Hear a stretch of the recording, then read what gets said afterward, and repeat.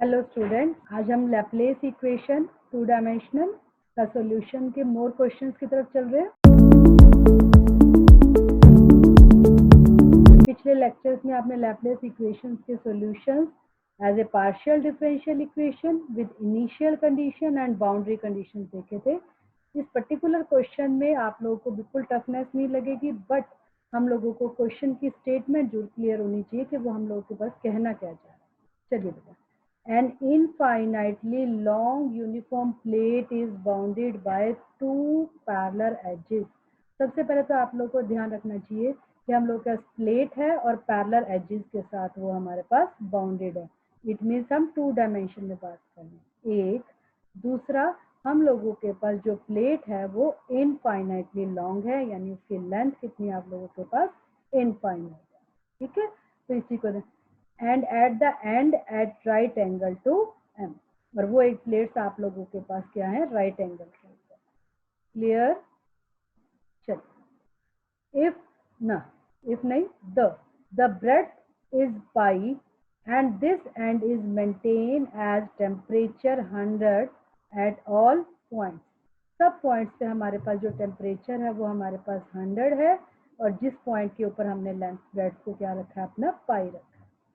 And other edges are at zero temperature. बाकी सब जगह जितने भी टेम्परेचर हैं, जितने भी एजेस हैं, सब पर हमारा temperature zero. Find the temperature distribution in the plate. एक, in the steady state. Steady यानी इक्विलिब्रियम की पोजीशन की शेप है, तो आप लोग को पता है जो हीट इक्वेशन की इक्विलिब्रियम पोजीशन है, वहाँ आप लोग उसे लैप्लेस इक्वेशन से प्रेजेंट करते हैं। Curly square u upon curly x square, curly square u upon curly y square is equal to zero. Clear बेटा? तो u of zero y is equal to zero, u of pi y is equal to zero. एक condition तो ये आप लोगों के पास है। Then u of x infinity is equal to zero, और u of x zero is equal to 100। या u नोट लिख दिया गया, यहाँ पर 100 आना चाहिए था, क्योंकि हमें गिवन है कि हमारा टेम्परेचर इस पर्टिकुलर एंड पर कितना है, 100 के। Clear? Same as it is बेटा, तीनों सॉल्यूशंस को डायरेक्टली ले लिया गया, बट आप लोग तीनों सॉल्यूशंस को डायरेक्टली नहीं ले सकते। एज इट इज आप इसे सॉल्व करेंगे, जो आपने मेरे पिछले लेक्चर्स में देखा, lambda greater than zero, lambda is equal to zero and lambda less than zero. हम उस कंडीशन को सॉल्व करते हैं, और उस कंडीशन को सॉल्व करते हुए आगे चलते हैं बेटा। सबसे पहले फर्स्ट सॉल्यूशन के ऊपर चेक करते हैं कि फर्स्ट सॉल्यूशन हमारे कंडीशन को सेटिस्फाई कर रही है या नहीं कर। put x is equal to 0, u is equal to 0, put x is equal to pi and a fixed constant and u is equal to 0। रखना शुरू करते हैं बेटा। आप लोगों का ये फर्स्ट सॉल्यूशन है। रखिए इसमें x की वैल्यू 0, तो आप लोग के पास आएगा c1 प्लस c2, और दूसरी ब्रैकेट आप लोगों के पास एज इट इज ही है, जो कि y में है, और ये किसके इक्वल आएगा, 0 के इक्वल। इस ब्रैकेट को हम चेंज नहीं करेंगे, क्योंकि ये y वेरिएबल के ऊपर प्रेजेंट है। क्लियर है? Next condition, x is equal to pi, तो आप लोगों के यहाँ पहले फर्स्ट ही आ जाएगा, c1 plus c2 must be equal to 0। और सेकेंड कंडीशन से अगर हम लोग देखेंगे तो वापस आएगा c1 e raise to the power mu pi plus c2 e raise to the power minus mu pi is equal to 0। Clear है बेटा? तो हम लोग इस कंडीशन को, अपनी वैल्यूज को जब हम सॉल्व करते हैं, तो यहाँ से आएगा c1 is equal to minus c2। रखिए यहाँ से बेटा, minus c2 e raise to the power mu pi plus c2 e raise to the power minus mu pi is equal to 0।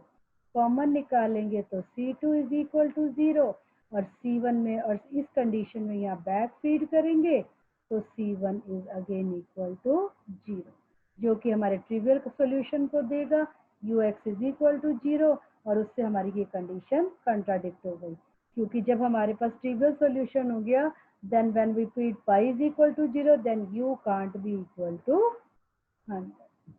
हाँ जी बेटा, अब हम सेकंड सॉल्यूशन चेक करते हैं। जब आप सेकंड सॉल्यूशन चेक करते हो तो सेम कंडीशन से बेटा, जब हम आपकी बाउंड्री कंडीशन रख दी जाती है तो c1 c2 0 हो जाता है, ओरिजिनल सॉल्यूशन 0 हो जाता है और हमारी इनिशियल कंडीशन कंट्राडिक्शन में है। क्लियर। अब हम आते हैं अपने थर्ड सॉल्यूशन की तरफ। थर्ड सॉल्यूशन हमारे पास था, लिख लीजिए बेटा सीधा, वो ऊपर चला गया स्क्रीन में, बट आप लोग इसे लिख लेते हैं। In third case put x is equal to 0, u is equal to 0, put x is equal to pi, again u is equal to 0। रखते हैं बेटा x इज इक्वल टू 0, तो क्या आएगा c1 प्लस c2, नहीं गलत हो गया, x को 0 रखेंगे तो c2 के साथ तो 0 आ जाएगा क्योंकि साइन है आप लोगों के लिए, और दूसरी ब्रैकेट तो एज इट इज रहेगी क्योंकि वो y पे प्रेजेंट है। ये वाली ब्रैकेट एज इट इज है। Then from this you get c1 is equal to 0। Clear. अब लगाते हैं second condition. According to second condition we have c1, नहीं c1 0 हो चुका है तो only term c2 sin mu pi is equal to 0. C2 can't be equal to 0. Otherwise, ये condition only possibility is that sin mu pi is equal to 0. और ये हम लोग के पास ट्रिग्नोमेट्री रिजल्ट, अगर साइन ऑफ एंगल 0 होता है then angle is equal to n pi, then mu is equal to n। और इस तरीके से हम अपने सॉल्यूशन में c1 को 0, c2 को एज इट इज रखते हुए म्यू की वैल्यू बैक रखते हैं। क्लियर बेटा। अब भी हमारे पास c3 और c4 प्रेजेंट है, इसे सॉल्व करने के लिए हम लोग इसमें वैल्यूज फीड करते हैं। Put y is equal to infinity, u is equal to g रखते हैं बेटा।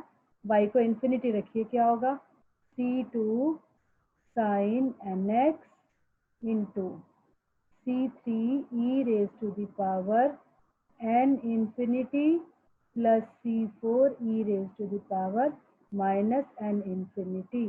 ये कंडीशन तो 0 हो ही नहीं सकती क्योंकि ये x पे प्रेजेंट है। हम इस कंडीशन को चेक करते हैं, कैसे होगा बेटा, c3 e raise to the power n infinity plus c4 into 1 by e raise to the power n infinity. और आप लोगों को पता है ये टर्म क्या हो गई 0, और 0 होने से ये वाली दोनों टर्म्स क्या हो गई 0। Only possibility is that C3 is equal to 0. C3 की वैल्यू 0 आ गई तो आप फीड करेंगे तो आपके पास C2 C4 फिर कंबाइंड हो जाते हैं, और C2 C4 को कंबाइंड फॉर्म में हम लोग किससे मेंशन कर रहे हैं n। ये हमारे पास सॉल्यूशन आया। जनरल सॉल्यूशन के लिए आप लोग लगाएंगे इसके ऊपर समीशन, और समीशन में n running from 1 to infinity.